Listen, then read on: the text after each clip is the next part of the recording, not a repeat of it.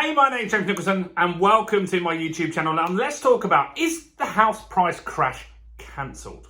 I know this one is definitely going to get some of you guys commenting for sure. That's cool. Keep it nice and kind in there. Before we jump into this, make sure that you smash that like button over there, regardless of what you're going to comment, and subscribe and hit the bell notification. We just hit 5,000 subscribers.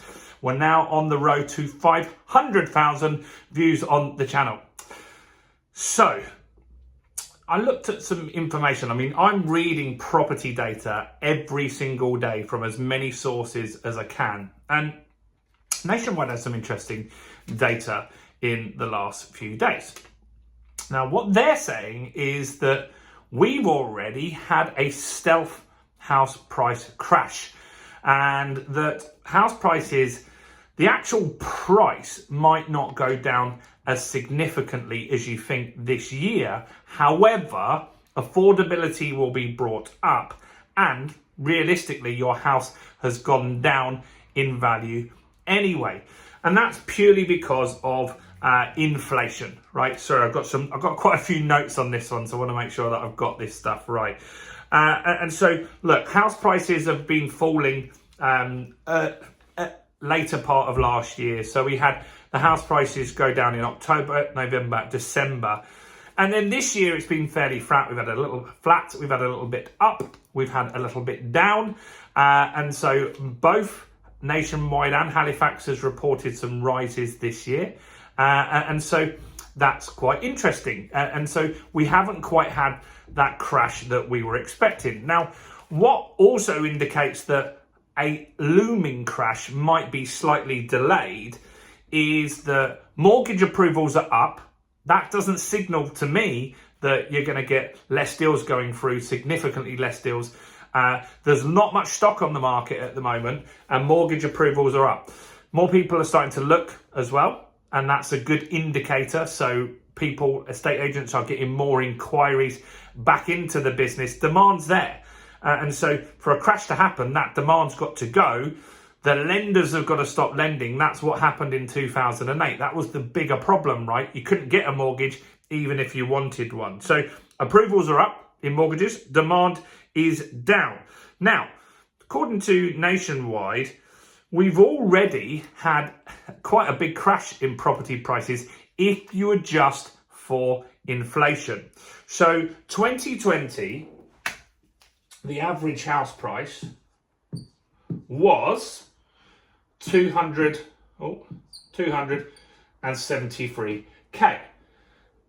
Now in 2023, where we are now, that's dropped to 258k. So that's already a big drop, and that's the drop that we saw at the end of last year and a little bit so far this year. So that's significant, right? But what's also happened is in that time we've had big inflation terms, like the inflation has been significant. And so Nationwide is saying if you actually adjust the prices between 2020 and now and take into account inflation, we're actually looking more like the 2014 prices that we had. Interesting, because since 2014 we've been on pretty much a tear. So they're saying your house has already lost significant value because of inflation. Now, what needs to happen in order to make affordability go up? Well, people's wages need to go up, right? So people's wages need to go up, and they are not as high as inflation for some. Some are getting really good pay rises, others not so much, hence all the strikes and stuff like that we're seeing.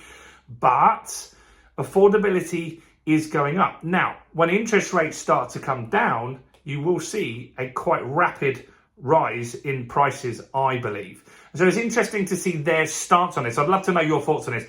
I know you guys are going to go crazy in the comments on this one, but this is just me reporting what Nationwide is saying, right? So don't kill the messenger here, because I know there's going to be comments like, I'm trying to prop up the market, I'm delusional, but it does make sense, doesn't it, right? So we've had quite big inflation, people have got pay rises, and house prices have come down, and so it really does show that potentially, yeah, we're back in 2014 territory. Now, here's why the the market might not crash as much. And I've been talking about this for a while. And one of the things is different mortgage products out there, right? So different mortgage products have started to come into the market. And so mortgages, I think, are going to make a big difference. A lot of people in the comments say, look, house prices can't go up. Look, banks want to lend you money, right? So they want to get this market moving. And so there are lenders out there already that will give you a 40-year term. Now get this. There are also lenders now that will give you a 50-year term. New lenders coming out on the market. That is one way that the house prices are going to go up. If you can borrow money and you can reduce your monthly payments by extending the term, would you do it? Me, yes. I would do it all day long. I wouldn't say it's right for everyone. Some people, they want to be mortgage free. They like that certainty. They want the mortgage cleared before they retire. Totally get that. But me, I understand money. I understand how to use and leverage money. And so if I had an option and they said, look, it's $1,000 to pay it. It's not going to be exactly these numbers, right? But let's just say it was $1,000 to pay it over 25 years or 500 quid to pay it over 50 years. I'd pay it over 50 years. I'd keep that extra 500 quid. I'd invest that somewhere else. And also, if I was really concerned about paying it off, by the time it got to about 15 years down the line, I could overpay anyway because I'd be earning more money because of inflation. So that's one thing. Longer mortgage products, they're going to make a big difference. I guarantee you. And you'll be able to pass those on. If someone doesn't, like, I wouldn't have a problem if someone gave me a property where I inherit a 500 grand house that's got 100 grand of debt on it. I literally wouldn't care about that one bit because I'd be able to leverage that asset. Now, not right for everyone. Again, I don't think that product's good for everybody. And some people might not get it. You're not going to get a 50-year mortgage if you're 60. Not going to happen. But certain first-time buyers and stuff like that, I think they can do it. And it can reduce that, and that can get more first-time buyers in the market. And that's where we're seeing the demand, and that's going to keep that market that little bit more stable. Now, other thing that I want to talk about is the general election, right? So the general election is coming up, maybe sooner than we think, should be by next year. And that is really important because no one wants to go into a general election with house prices on the decline. So the government's going to do everything that they can to keep prices up. They're going to bring back the Help to Buy, for sure. That's going to get more first-time buyers back in the market. Help to Buy, that will make a big difference. That will keep lower-end prices higher for certain flats, starter homes. That will keep them higher. That's what I buy. That's my bread and butter. So that gives a little bit of security here. What else? Rent. So rents are rising at a record rate. And so that means that people want to borrow and they want to go and buy that asset and that property so they're not paying rent anymore. That's a thing that we're seeing as well. That goes back with, not only are we getting longer mortgage products now, but we're also getting no deposit products. Skipton, we did a video on it the other day. Skipton Building Society, 100% mortgage.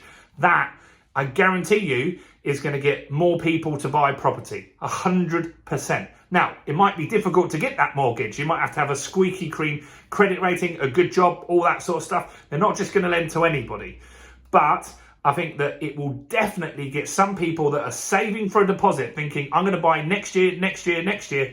They're going to not delay that purchase anymore, pull the trigger while that product's on the market before they disappear, and they're going to take that 100% mortgage. I would. And so I think that there's lots of stuff that potentially could stop the market going down. Look, I'm not saying the market's not going down. If you want my number, I've said 8% this year. But as time goes on, I'm starting to think that maybe it's not going to be as bad as people think. We had interest rate rises this week. That isn't being passed on to borrowers on new deals. So even though the rates went up, it's not impacting the money that you can borrow. It is impacting people on variable rates, of course, but there's a bit more positivity out there. Consumer sentiment is high, unemployment is high, new products are on the market. What do you think? Maybe we're all wrong. Maybe we're going to have a 50% crash. I don't know for sure. I know a lot of YouTubers, They like to sensationalize and say the market's going down 35, 40%. Very easy to get a view on a video then. But I don't know for sure. No one knows for sure. But what I do know is that you can invest with knowledge, you can invest with skill, and that can really help you do better at property investing. Now, make sure you like the video, subscribe to the channel, guys, if you didn't already. Check out all the other content on my channel, including this video right here.